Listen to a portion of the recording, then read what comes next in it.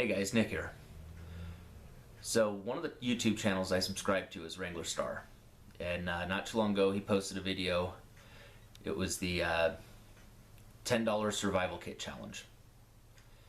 So you have $10 to go to make a survival kit, and there are a few rules. You have to be able to start a fire. You have to be able to make some sort of shelter. You have to be able to make 2 meals, and it has to be waterproof for 60 seconds or longer. So the container you get, it has to be submerged for 60 seconds or longer and remain waterproof. So I went to the Dollar Tree, it's a dollar store, spent $10, and I will show you the receipt, show you that I did stay within the budget. Now when Wrangler Star did his, he said that tax doesn't count. Sales tax doesn't count, which is fine for me because I live in Oregon. We don't have sales tax. But if any of you are out of state or out of Oregon and have sales tax, according to him, sales tax doesn't count, so you can spend $10 plus sales tax.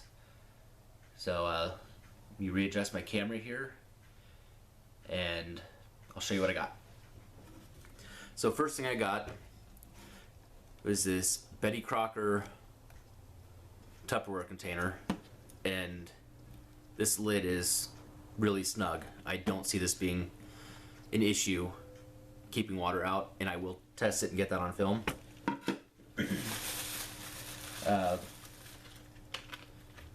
Second thing I got is this knife. Obviously not the greatest quality knife, but it is a full tang knife.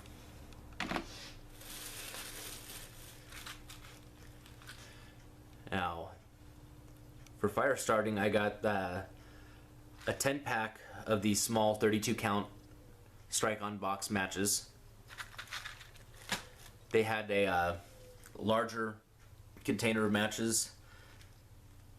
It had 300 matches. So for the same price, I got smaller boxes and 20 matches more.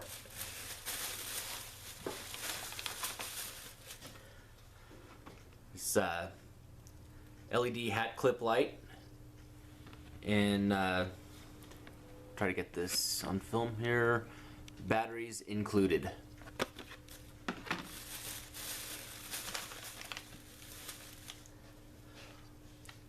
$420 feet of cotton twine.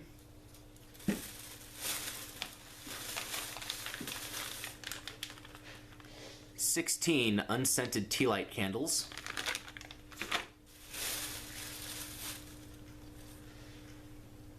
A can of tuna. And a large can of Van Camp's baked beans.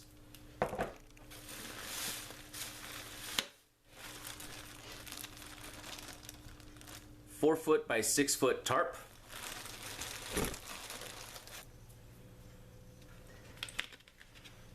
And a 12-inch handsaw. Now obviously none of this stuff is the best quality. I mean, it's dollar store stuff, but it will work. Another thing that I got, the bag it came in. It's free, so I'm counting it. And Wrangler Star actually asked for a few extra bags, which would have been smart. I didn't, because they'll give them to you for free if you have a nice enough person working. Now, here's the receipt showing every item on here for $1, and the total is $10. Alright, so let's get into this. First off, we have the tarp. It's it's small. It's 4 foot by 6 foot, but I'm 5'9". That gives 3 extra inches if I lay flat out to stay protected. I can also curl up a little bit and keep out of the elements with that. So there's my shelter.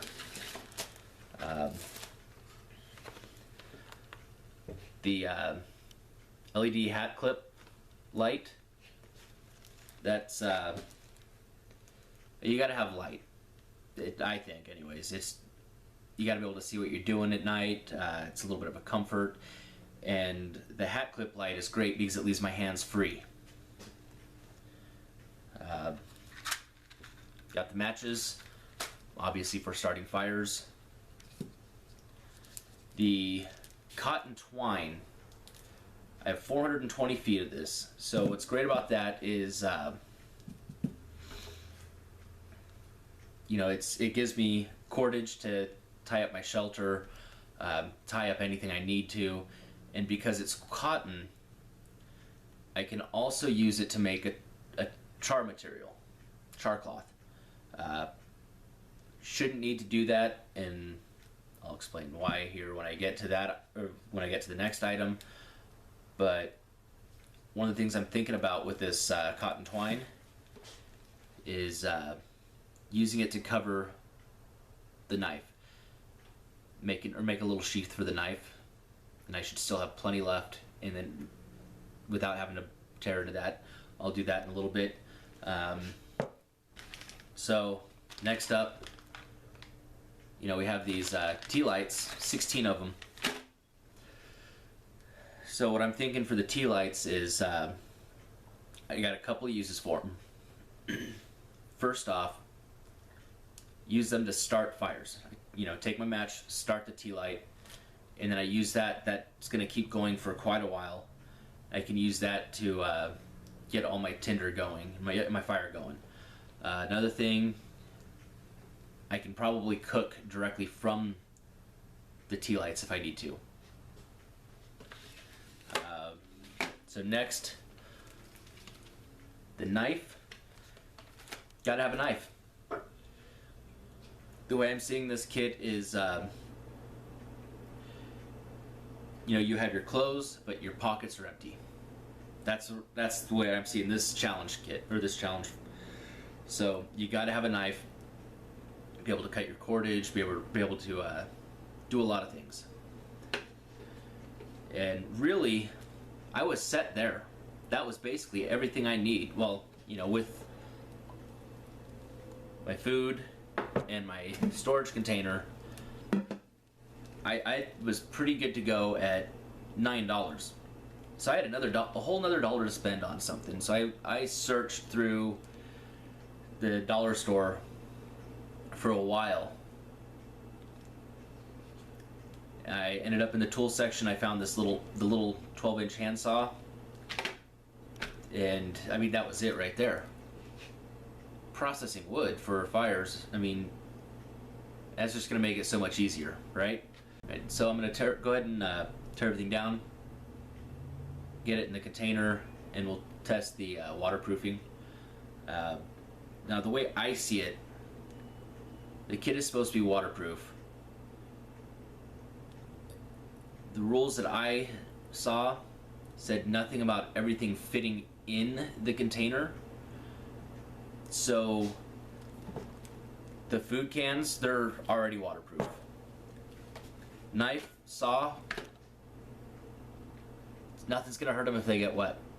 Well, rust, but if you take care of it, you can dry it off if need to. You're good to go. So really, the only things I'm seeing that need to be kept dry, the candles, and that's iffy. I don't think it would hurt anything if they got wet. Matches definitely need to be kept dry. The twine, maybe. Headlamp. So really, the only things I see that have to be kept dry are the matches and the light. But I'm gonna get as much stuff into the container as I can. All right, I'll go ahead and get this taken care of, and I'll cut you back on in a little bit. All right, so here's what I got in my container here. I have all the matches, all the candles, the headlamp, and the twine fitting comfortably in there. And I think the way I see it, that's all that really needs to be in there, because everything else is already waterproofed. So I took the knife, pulled it out of its packaging, took the cardboard backing and folded it over the blade, and then just wrapped it with the cotton twine. It's not a great sheath, but it is a sheath. So now we're gonna go start testing some stuff out.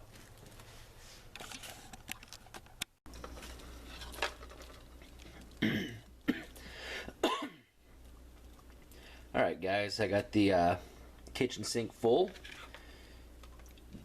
Here's the kit. I have 16 tea lights, 10 packs of Strike-On box matches, 32 count. I have my cord, and it's actually perfect fit. I was able to put some of those tea lights right in the core of that cord. And then I have my flashlight in there. You put the lid on, and we're going to submerge this thing for 60 seconds.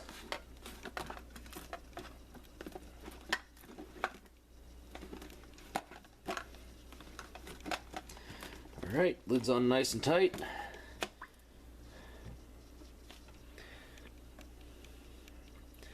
As soon as I get it fully underwater, I'll start the timer.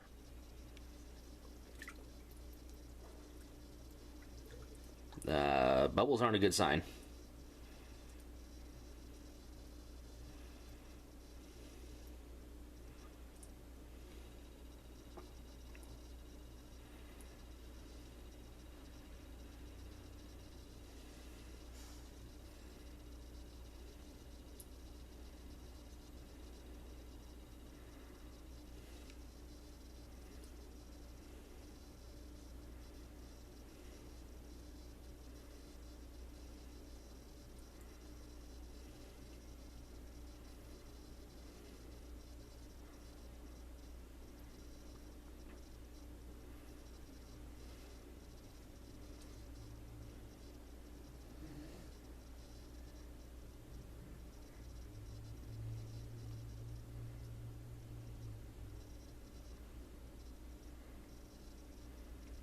"60 seconds, 1 minute.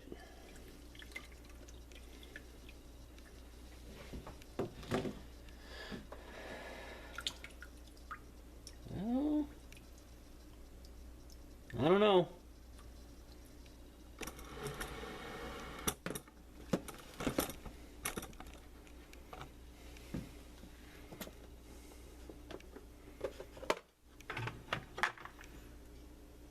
Everything looks dry. Pull everything out.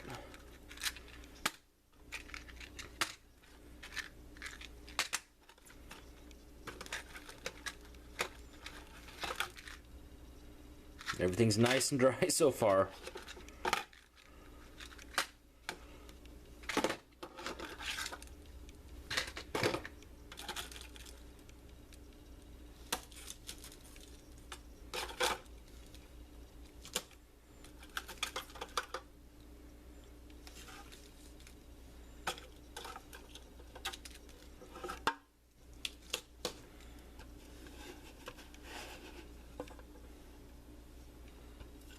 It's nice and dry. The only water in there was the water from my fingers. I don't know where those bubbles were coming from, but wasn't from the inside of the container. Alright, so I just decided that wasn't a good enough test for me. Here's the container again. As you can see, it's all full still. But are we sure it's gonna be waterproof for 60 seconds in other positions than just straight up? Who knows? Let's find out. Let's do it again, this time upside down.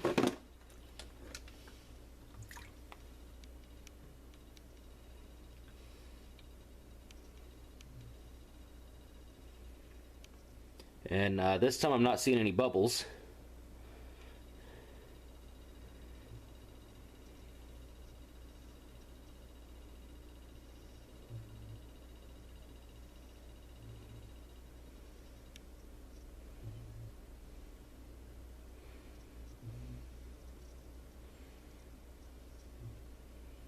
Halfway there.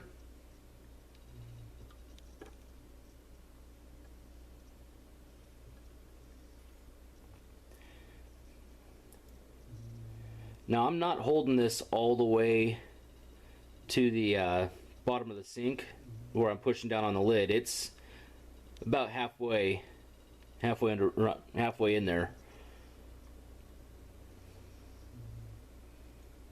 But it's completely submerged. All right, there's a minute.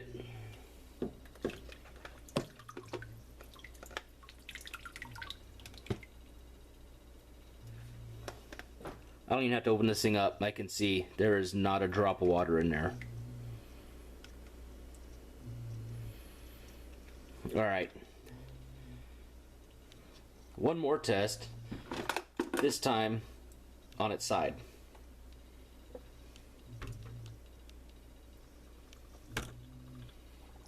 Oh, bubbles. We may be leaking here.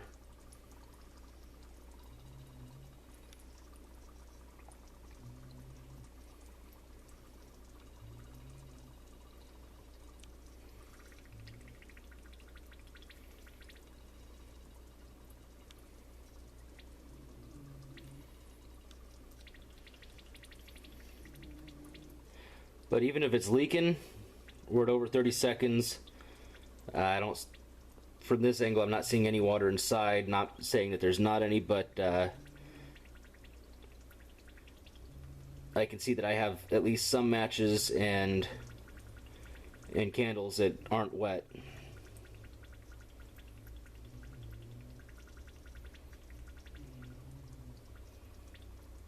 Time's up.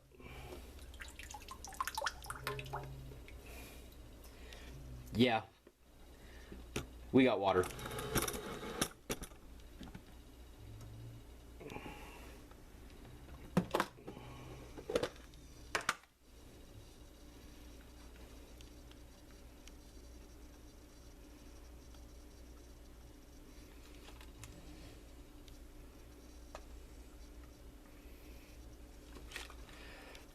Not a lot of water. I mean, I didn't even come anywhere near filling up the lid, but on its side it does leak. This matchbox is wet. I'm just going to go through and find what's wet and what's not wet.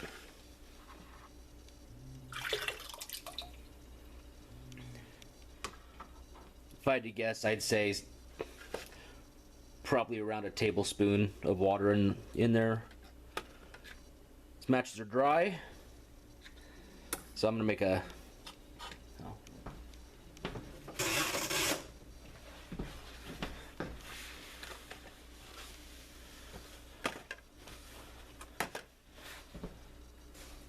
Alright, so I'll make a wet pile and a dry pile. Wet matches, dry matches.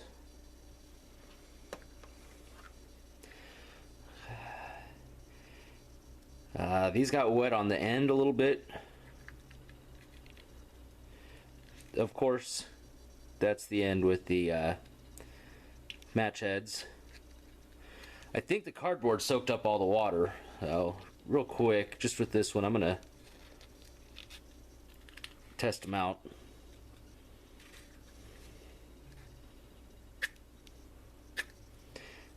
Nope, match heads got wet.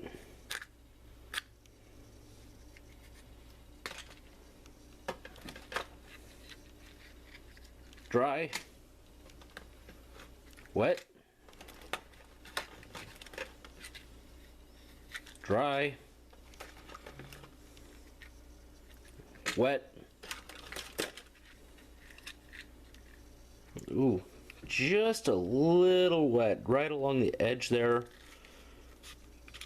Again, the edge with the match heads. Try this one out. Oh, those would still work. I'm gonna go ahead and throw those in the dry pile.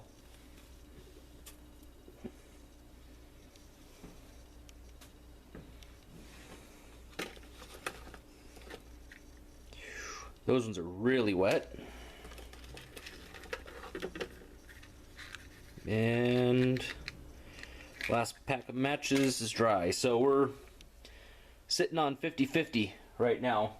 Half the boxes are wet, half the boxes are dry. The light remained dry and still works. Cordage got a little damp right in there. Cardboard inner piece got a little damp, but it's cord, so that doesn't really matter at all.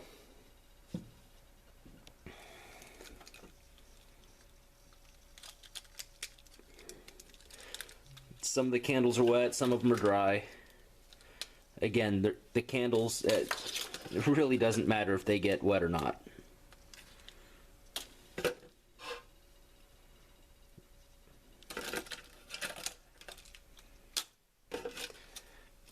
Yeah, so that container, if it's upside down or right side up, it's good. On its side, it's getting a little wet. But if you pack it to where you have, or you know, if you have stuff kind of scattered around a little bit, the chances are you're gonna have at least, you know, one box of matches that remains dry. Another thing you can do,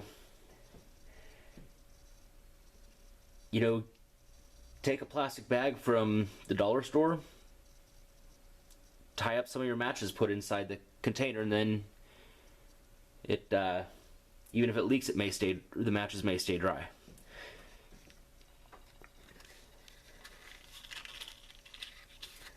So I'm gonna do something real quick just to show you why I don't think it matters if the candles get wet. Take this candle, which is already it's already wet, but underwater,